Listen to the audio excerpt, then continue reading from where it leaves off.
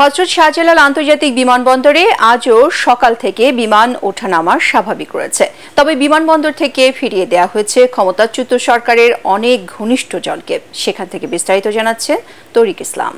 হযরত শাহজালাল আন্তর্জাতিক বিমানবন্দরে আমার পেছনে যদি দেখায়, এখানে কিন্তু অসংখ্য মানুষের কিন্তু ভিড় রয়েছে। এখানে অনেকে বিদেশে যাওয়ার জন্য আসছেন, অনেকে আবার তাদেরকে পৌঁছে দেওয়ার জন্য অর্থাৎ শেষ মুহূর্তে বিদায় জানানোর জন্য কিন্তু আসছেন।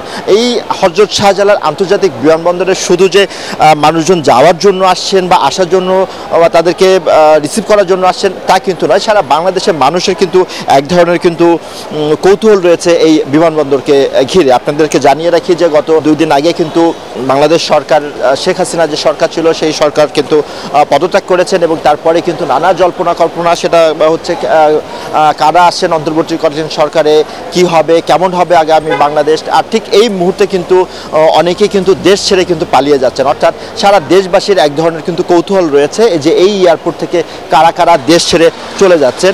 আমরা জানতে পেরেছি অনেকে কিন্তু এই এয়ারপোর্টে আসছেন এবং তাদেরকে কিন্তু এয়ারপোর্ট কর্তৃপক্ষ আটকে দিচ্ছেন, অনেকে আটক করছেন, আবার অনেকে কিন্তু ফিরিয়েও কিন্তু দিচ্ছেন। তো সবকিছু মিলে আপনাদেরকে যদি জানিয়ে রাখি যে সারা বাংলাদেশের মানুষ কিন্তু এক ধরনের কৌতূহল নিয়ে তাকিয়ে আছেন এয়ারপোর্টের দিকে, জানার জন্য যে কারা কারা বাংলাদেশ থেকে পালিয়ে যাচ্ছেন বা বিভিন্ন সীমান্তবর্তী যে এলাকা, সেই এলাকা থেকে পালিয়ে যাচ্ছেন। এটা কিন্তু সাধারণ মানুষের এখন একটু জানার বিষয়। আপনাকে জানিয়ে রাখি যে গতকাল কিন্তু সাবেক আইসিটি প্রতিমন্ত্রী জুনায়েদ আহমেদ পলক কিন্তু এখানে এসেছিলেন, তাকে এয়ারপোর্ট কর্তৃপক্ষ কিন্তু আটক করে। ঠিক তেমনি ঢাকা বিশ্ববিদ্যালয় ছাত্রলীগ এবং উত্তর ছাত্রলীগের কয়েকজন নেতাও কিন্তু এখানে আসছিলেন, তাদেরকে আটকে দেওয়া হয়েছে। আমরা জানতে পেরেছি যে সাবেক যে আওয়ামী লীগ সরকার, সেই আওয়ামী লীগ সরকারের কয়েকজন মন্ত্রী বা এমপিরাও কিন্তু এয়ারপোর্টে এসেছিলেন, তাদেরকে কিন্তু ফিরিয়ে দেওয়া হয়েছে এবং উচ্চপদস্থ অনেক কর্মকর্তারাও এসেছিলেন, তাদেরকেও কিন্তু ফিরিয়ে দেওয়া হয়েছে।